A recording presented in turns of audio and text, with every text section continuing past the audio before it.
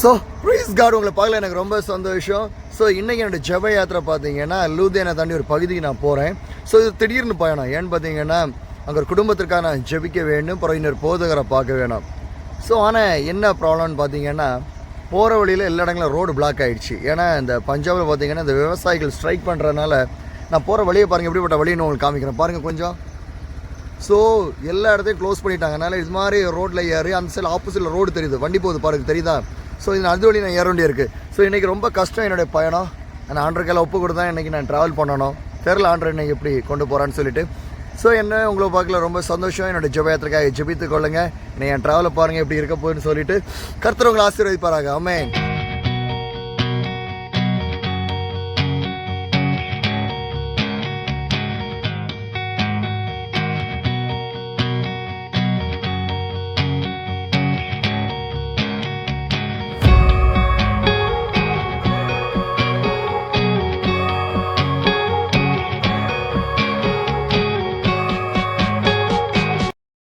So இப்போ மழை அடிக்க ஆரம்பிச்சிருச்சு, மழை பெஞ்சிட்டு இருக்குது. ஸோ என் சைடெலாம் பாருங்கள் வயக்காடாக இருக்குது. ஸோ இந்த பஞ்சாபில் பார்த்தீங்கன்னா விவசாயம் அதிகம். எங்கே பார்த்தாலும் பார்த்தீங்கன்னா இந்த விவசாயத்தை நீங்கள் பார்க்க முடியும். ஸோ இப்போ இங்கே விவசாயியோட ஸ்ட்ரைக்ஸ் போயிட்டுருக்கனால தான் இப்போ ஊர் சுற்ற வேண்டியது இருக்குது.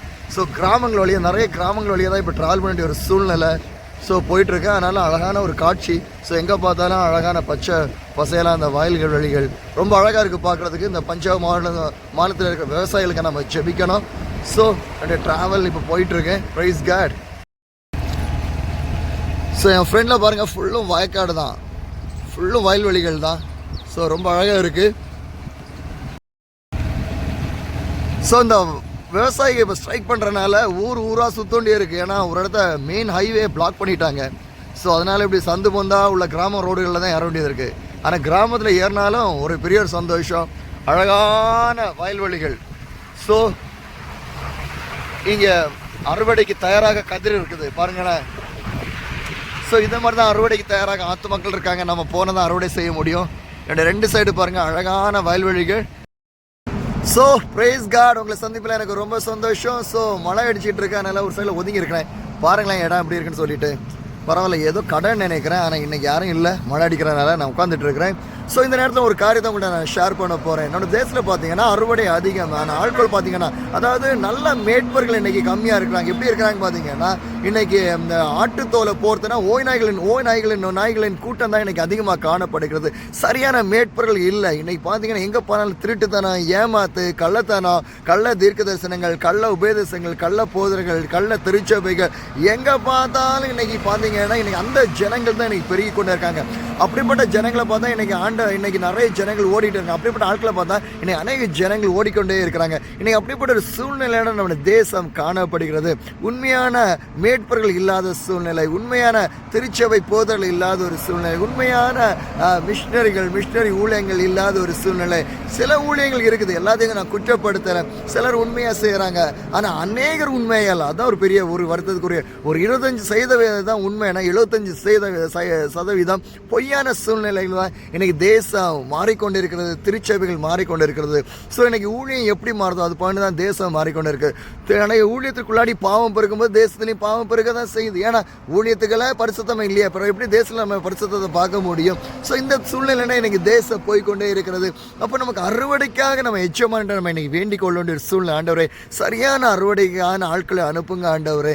இன்னைக்கு ஒரு தேசம் எங்களுக்கு ஒரு இருள் சூழ்ந்த ஒரு பகுதியாக, பாவம் இருந்த சூழ்நிலையாக, அறுவடைக்கு சரியான ஆட்கள் இல்லாமல் காணப்படுறாங்களே. இன்றைக்கி சில இடங்கள் பார்த்தீங்கன்னா பைபிள் காலேஜ் படிச்சுக்கிட்டு மற்ற வேலைக்கு போகிறது, பைபிள் காலேஜுக்கு போகிறாங்க, பைபிள் காலேஜில் படிச்சுட்டு ஸ்கூல் டீச்சராகவோ இல்லை ஒரு பிஸ்னஸ் மேனாகவோ நான் நிறைய பேர் சந்தித்தேன். இந்த ஜெப யாத்திரையில் பார்த்தீங்கன்னா பைபிள் காலேஜ் படிச்சிருக்காங்க, பார்த்தீங்கன்னா பிஸ்னஸ் பண்ணிட்டு இருக்காங்க. பைபிள் காலேஜ் படிச்சுட்டு வேறு ஏதோ வேலை பார்த்துருக்காங்க. அப்போ எதுக்கு பைபிள் காலேஜ் படித்தாங்க?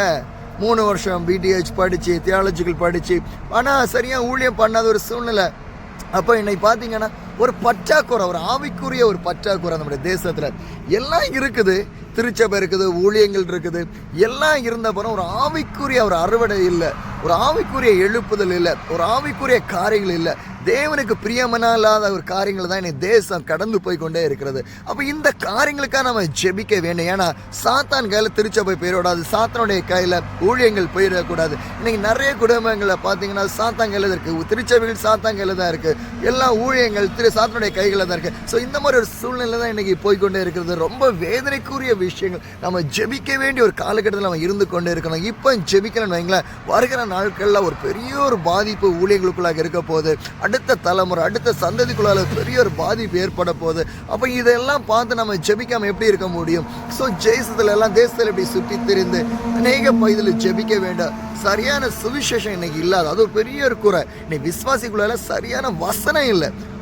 சரியான வசனத்தை இல்லாதனால தான் இன்னைக்கு யார் சொன்னாலும் ஏமாந்து போகிற கூட்டத்தில் இன்னைக்கு விசுவாசி காணப்படுறாங்க. எங்கே பாருங்க, ஏமாந்து போகிற ஒரு கூட்டம். இன்னைக்கு விசுவாசிகளை பாருங்க, ஏமாந்து போகிற கூட்டம். ஒரு பக்கத்தில் பார்த்தீங்கன்னா அற்புதத்துக்கு ஓடுறாங்க, இன்னொரு பகுதியில் பார்த்தீங்கன்னா ஆசீர்வாதத்துக்கு ஓடுறாங்க, இன்னொரு பகுதியில் பார்த்தீங்கன்னா தீர்க்க தரிசனத்துக்கு ஓடுறாங்க. ஆனால் இயேசுக்காக ஓடுறது யாரு? வசனம் என்ன சொல்லுது? சிலுவையை சுமக்கணும்னு சொல்லிட்டு. எனக்கு யாருக்கு சிலுவையெல்லாம் சுமக்கணும் எண்ணவும் கிடையாது, ஒன்றுமே கிடையாது. ஓடணும் ஓடணும் ஓடணும், உழைக்கணும் உழைக்கணும் உழைக்கணும், பணம் சம்பாதிக்கணும். இது ஒன்று தான் ஒரு குறிக்கோளை வச்சு இன்னைக்கு ஓடிட்டு இருக்கிறாங்க. வேற என்னைக்கு திருச்சபை அது ஒரு ஞாயிற்றுக்கிழமை போனால் சரி, காணிக்க கொடுத்தா சரி, ஏதோ அங்கங்கே இருக்கிற கூட்டங்கள். இன்னைக்கு ஆன்லைன் நடக்கிற கூட்டத்துக்காக அதிகமான ஜனங்கள் விரும்ப வராங்க. சபைக்கு போகிறது விரும்புவதை காட்டிலும் ஆன்லைன் கூட்டத்துக்கு அதிகமான ஜனங்கள். இன்னைக்கு அப்படிப்பட்ட ஒரு சூழ்நிலை இன்னைக்கு தேசம் மாறிக்கொண்டு இருக்கிறது, ஊழியங்கள் மாறிக்கொண்டு இருக்கிறது. கண்ணுக்கு எதிராகவே தெரியுது, அழிகிறது. திருச்சபை அழிகிறது கண்ணுக்கு எதிராகவே தெளிவாக தெரியுது. ஊழியங்கள் அழிக்கப்படுறது கண்ணுக்கு எதிராகவே தெளிவாக தெரியுது. எல்லாம் தெரிஞ்சு பார்த்தும் பார்க்காத மாதிரி தான் இன்னைக்கு நம்ம வாழ்ந்து கொண்டு இருக்கிறோம். அது அங்கே தானே நடக்குது, திருச்சபையில் நடக்குது, அந்த ஊழியத்தில் நடக்குது. நமக்கு என்ன, நம்ம பாட பார்த்து போய்கிட்டே இருப்போம். அப்படி தான் இன்னைக்கு நிறைய நினச்சிட்டு இருக்கீங்க. நல்லா கவனிங்க, நம்ம ஜெபிக்கணும். ஆண்டவர் நமக்கு ஒரு இதை பொறுப்பை கொடுத்துருக்கிறாரு. நம்ம பொறுப்பு, நம்ம ஜெபிக்கணும். தேவனுடைய ராஜ்யத்துக்காக நம்ம ஜெபிக்கணும், சுவிசேஷத்துக்காக ஜெபிக்கணும், ஊழியங்களுக்காக ஜெபிக்கணும். ஆதி திருச்சபை பாருங்க, அவ்வளோ ஒரு பாரம் அவங்களுக்குள்ளாடி இருந்துச்சு. எப்படியாவது ஜெபிக்கணும், எப்படியாவது ஊழியங்கள் இன்னும் அநேகருடைய இயேசு நாம அநேக இடங்களை பரவணும். ஊழியத்தை குறித்தான ஒரு பாரம் இருந்துச்சு, ஊழியத்தை குறித்தான காரியங்கள் இருந்துச்சு. ஆனால் இன்னைக்கு பார்த்தீங்கன்னா அப்படிப்பட்ட காரியங்கள் எதுவுமே இல்லை. ஒரு வறண்டு போன ஒரு சூழ்நிலை இன்னைக்கு காணப்படுது. அப்போ தேசத்துக்காக ஜெபிக்க வேண்டிய ஒரு சூழ்நிலை நம்ம இன்னைக்கு தள்ளப்பட்டு கொண்டு இருக்கிறோம். தேசத்தில் பார்த்தீங்கன்னா திருச்சபையில் அழிகிற ஒரு சூழ்நிலைகள், இன்னைக்கு ஊழியங்கள் அழுகின்ற சூழ்நிலைகள். திருச்சபையில் போதர் பார்த்தீங்கன்னா இன்னைக்கு பாஸ்டர்ஸே பிஸ்னஸ் பண்ணுறாங்க. பார்ட் டைமில் ஊழியம் செய்கிற நமக்கு தெரிஞ்ச ஒரே பிஸ்னஸ் ஊழியம் செய்ய வேண்டியதான். ஆனால் இன்றைக்கி சர்ச்சை வச்சுட்டு இன்றைக்கி சைட் பிஸ்னஸ். இன்றைக்கி வட மாநிலங்களில் பார்த்தீங்கன்னா நிறைய பேர் சைட் பிஸ்னஸ், அது என்னென்னு எனக்கு புரிய மாட்டேங்குது.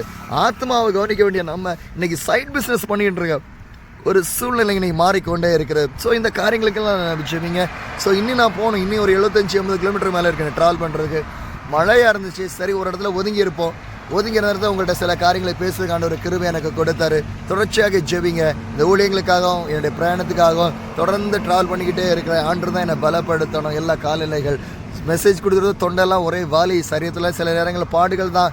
ஆனால் எல்லா பாடுகளையும் எவ்வளோ மழை, வெயில், குளிர், ஸோ எல்லா காலநிலைகள், குடும்பத்தை தியாகம் பண்ணி, பிள்ளையை தியாகம் பண்ணி, என்னுடைய சொந்த பந்தங்களை தியாகம் பண்ணி, என்னுடைய சொந்தமான இடங்களை தியாகம் பண்ணி தான் இந்த ஊழியத்தை செய்ய இருக்குது. ஊழியத்துக்கு தேவைகள் இருக்குது. ஸோ அந்த தேவைகளுக்காக செவிங்க. போகிற இடத்துக்கான தேவைகள் இருக்குது, ஊழியம் செய்வதுக்கான தேவைகள் இருக்குது, சில இடங்களுக்கான உணவுக்கான தேவைகள் இருக்குது. ஸோ தேவைகளும் ஒரு பக்கத்தில் நிறைய தான் இருக்குது. ஸோ எல்லா காரியங்களுக்காக செவிங்க. ஸோ அதுவும் இல்லாமல் இந்த டிஸ்கிரிப்ஷனில் பார்த்தீங்கன்னா என்னுடைய ஃபோன் நம்பர் கொடுக்குறேன். உங்களுக்கு யாருக்காக ஜோப் பண்ணால் கண்டிப்பாக உங்களுக்காக நான் ஜோப் பண்ணுறேன். எனக்காக ஜோப் பண்ணுங்க. கர்த்தர் பெரிய காரியங்களை செய்வாராக. ஆமென்.